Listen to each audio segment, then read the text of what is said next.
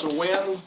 It's a win in which in the first half I thought we had our moments. I thought we started the second half very poorly, and then kind of had to scrap throughout the second half. Give Norfolk State credit, athletic three-point shooting team, and we just were a step behind many plays today, so I wasn't real pleased with our play, but fortunate to get the win.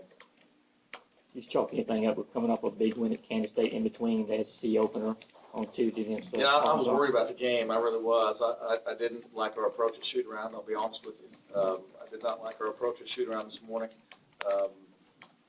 But you've got to be mature enough to show up every day, and you be a mature enough competitor to show up. The fortunate thing is JJ did. JJ came to play and played well.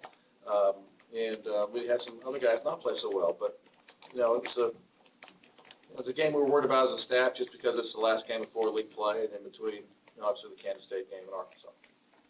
Obviously, with this game sort of a third of the season goes away and now conference play begins, do you feel a lot better do you feel good about things as you get ready to open conference play? Well, I think in the non-conference, we came in today with an RPI of somewhere in the top, 20 of the country, strength of schedule in the top 10 of the country.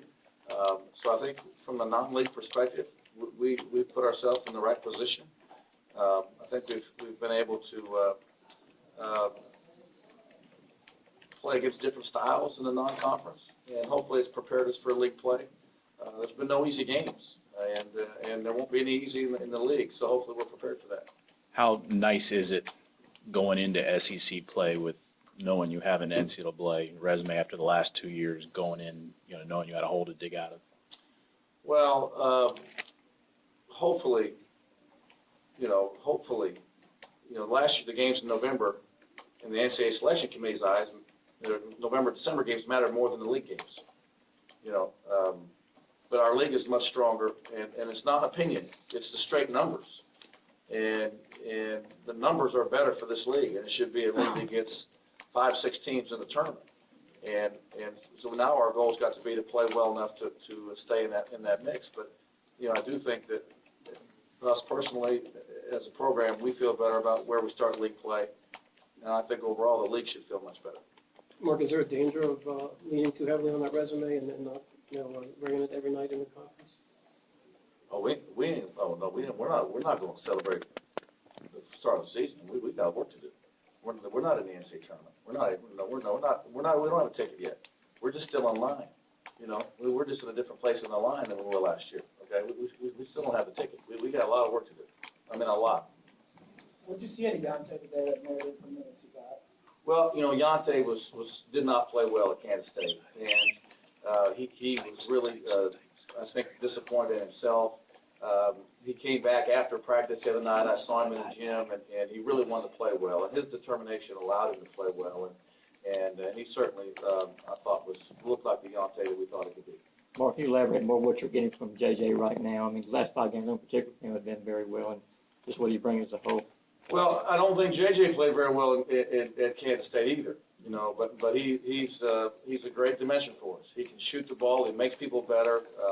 He's a good rebounder because he's so fast, and he's playing very confidently, and so he's really given us a boost. Does he seems to be – he's hit a lot of threes. Are you all trying to get him the ball for threes, or does he find a way to – Well, JJ has a terrific ability to shoot the ball, and so he's got a green light to shoot it just about any time, and it's one of the things that we really liked about him in recruiting him. He could really stretch the defense, and so when he makes the threes, it's not something that surprises us, and we try and get him in some spaces to get some, and he's shooting the ball well. We obviously everybody knows about Kentucky. Do you have a sense about how this team might stack up against the rest of the SEC at this point? There's a lot of teams in the league. Kentucky's obviously off to a wonderful start and have a terrific team. Arkansas beat them twice last year, and that has everybody back. LSU has a good team. Okay, we had a team that was very good in this league last year, and we have a lot of pieces back. Not all of them, but we're going to have to make sure we play mistake free. and we still have a small margin for error, and we've got to play the game the right way. How concerned are you about your team's ability to handle the press? Oh, I'm not overly concerned. I think we've handled press, and we got pressed against Minnesota, for instance. We turned the ball over. We got pressed, I think, 33 times in the full court, and never turned it over in the back court. You know, it's all in the front court. You know, it was the worst half we played. In the second half, we turned over 3 times.